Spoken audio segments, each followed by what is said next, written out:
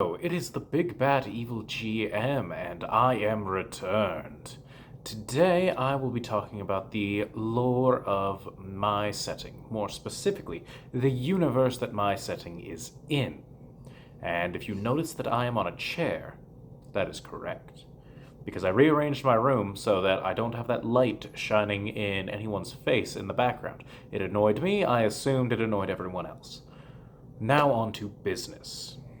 So, firstly, we're going to be talking about one big concept thing, and then moving on to the different worlds within the universe of my setting that are accessible currently.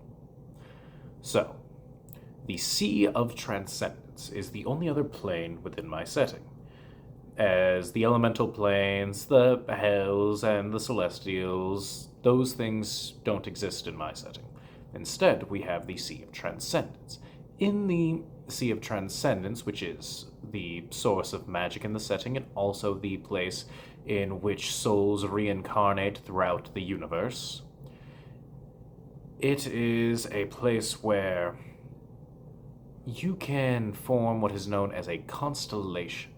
Constellations are when you have accrued enough achievements or magical power that the universe is forced to recognize it and forms a star. If you form enough of those stars in the Sea of Transcendence, not in the real universe, that would be weird. If you form enough of the stars in the Sea of Transcendence, you will gain status as what is known as a constellation. Constellations are semi-immortal beings that are commonly worshipped as gods. And by semi-immortal, I mean that they can be slain, but they are ageless. I suppose ageless would have been the best term to use in general. Now let's move on to the worlds. The first world is actually the star at the center of the star system. It is the star known as Katapofos. Now, the reason it is a world is that celestials in my settings are called Solians. Now, Solians do not operate under the way that they do in most other settings. They are naturally ageless, sure, but in their base form, they essentially appear as balls of light. And more importantly, they are psychic beings that feed on positive emotions. Now, the emotions of the creatures that they feed upon affects their appearance, which is why in my setting you will get, like, lion-headed angel men or women or whatever. And this tends to give the Celestials in my setting a very benevolent vibe because it benefits them to put mortal beings in good moods based off of their preferred emotion that they feed on.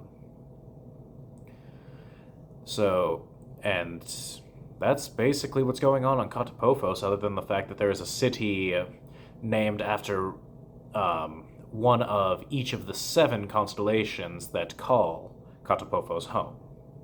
But that will be addressed more specifically on the Katapofos episode, which will likely be the one directly after this, whenever I decide to release it.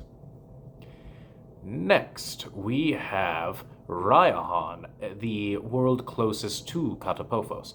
It is a desert world where, except for the Ihrak, the fire elementals in my setting, no one can dwell on most of the world with the exception of the North and South Pole, which are just cool enough that things such as orcs and leonins and onkodor and a couple other desert-based species have been able to develop.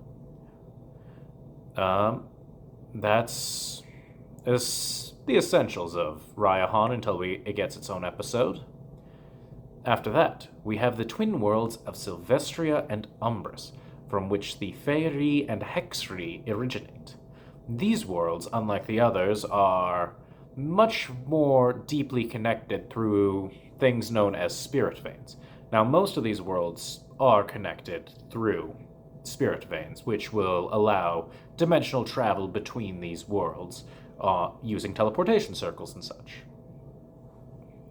But Sylvestria and Umbris have many interconnecting spirit veins, to the point where it keeps them connected as they rotate around each other and the sun of Katapofos. One of these worlds is symbolically a representation of autumn and winter in Umbris, and the other a reference of spring and summer. Now, these are more meta representations, but it does affect the worlds themselves, as the Hexeries originate from Umbris and the Fairies originate from Sylvestria. Though, each of them also has many other species, and creatures hailing from Sylvestria in general are known as Aedra, and those hailing from Umbris in general are known as Dorsha. There are, as an example, types of Dorsha would be things like goblins or bugbears. Types of Aedra would be things like the gnomes, and not the elves, for a very specific reason. Elves are unique enough in my setting to probably get their own video, but let's just say that they are not a natural species like most others, and are instead created by the death of a once very powerful Aedra constellation named Damarung. After Sylvestria and Umbris, we have the next world in the system, which is Foreign. Foreign is the world in which most of my games have taken place. It is an Earth analog. It's got a fairly diverse environment. And, more uniquely, it is the place on which most crossroads exist between all worlds. So, Sylvestria and Umbris have the most connection points between each other. But Foreign connects to all other worlds in a very unique manner.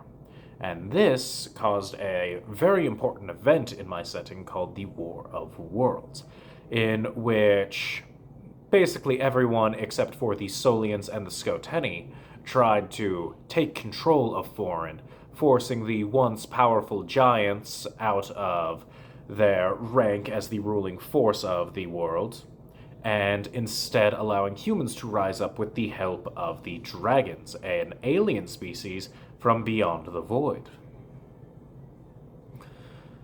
And after Foreign, we have Kameniskos, a world that has a unique core made of a metal called commonimium in my setting.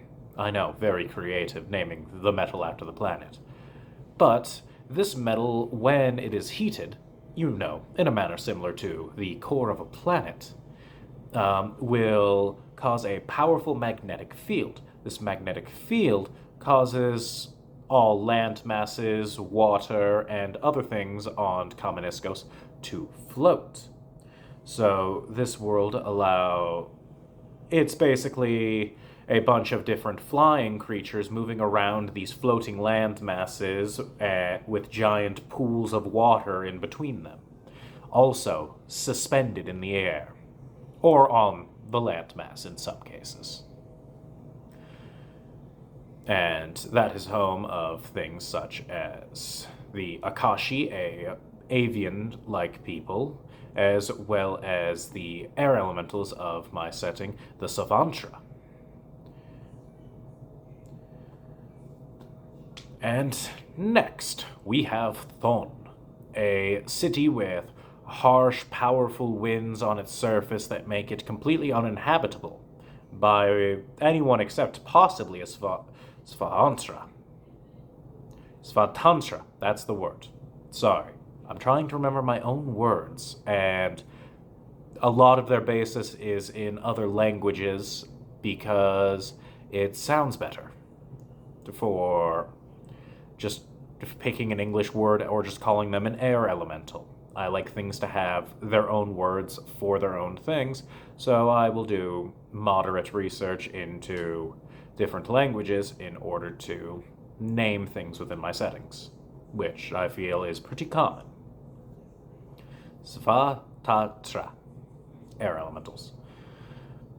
But Thon is where the dwarves and several other species originate, including my version of the earth elementals, though their name escapes me at this moment. Thankfully, I remember the water elementals. I will get to them after this. But it is a world full of vast treasures beneath the crust of its earth, many tunnels and caves that are impossible to properly navigate, except for those that you know extremely well.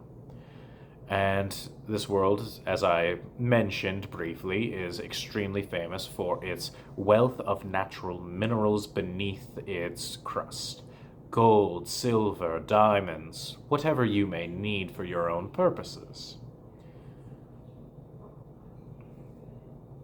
Next, we have Horikos, the frozen world on which the Morians and the Dolians originate. Morians are essentially merfolk that live beneath the waves. They're fairly, well, relaxed isn't the right word, but they will be addressed in their own episode. Then we have the Dolians, which is my word for water elementals. They are as vast and as diverse as the waves themselves. After Horikos, we move on to the Rings of Skoteni, a large asteroid belt that is around the edge of the entirety of the star system, and it is where the beings known as Skoteni dwell. Skoteni is a word in my setting that I actually made up and don't remember the origin of. It's probably related to a language, but I don't know which one in its case.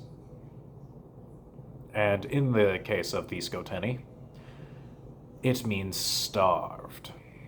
These beings that live here, the Skoteni, I will give a brief descriptor of, are starved Solians or the descendants of Solians that starved without being able to feed on the emotions of other creatures.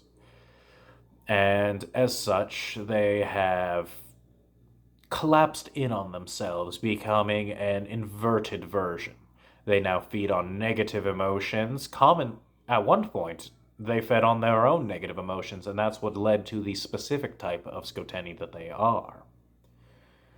And beyond the Rings of Skoteni, we have the Void, which is basically just the rest of the universe that everything else is from, such as the Inheritors, a species of constructs that possess souls. So their story, to make it brief, are they were once powerful from a very powerful, magically advanced civilization, and they left to go explore the stars, came upon Katapofos. Well, moving back a little bit, when they chose to explore the stars, they built themselves undying bodies and transferred their souls into them. They are the inheritors of this previous civilization. Dragons are also from beyond this, and they are very important to the history of my setting. And there are creatures, or more importantly, constellations known as dark stars from beyond the void. These creatures are a type of constellation that feeds on the light of other stars, slaying them in the process. So, that is the basic essentials of my setting, or at least the basic descriptors. I could go into the timeline of the setting, but I feel as though that would be better for an entire deep dive on after I have given a brief explanation of each of the worlds. Though I may just do that deep dive around the same time that I do the foreign video rather than the video for all of them, because the video that I will be doing on foreign will likely be fairly comprehensive in relation to it. And now that you have entered the end of this video, assumedly, a brief note. I will be trying to do these lore videos on my settings. I will be continuing doing the story times because I like them, my friends like them, they find them funny. And additionally, I will be doing some reviews of different tabletop systems for different tabletop RPGs and for any other tabletop games that I may like, such as Magic the Gathering, the Digimon TCG, or Yu-Gi-Oh!, but also any board games that I like. So I do plan to start doing those videos, and I think that would be everything. See you next time. This is the Big Bad Evil GM, signing off.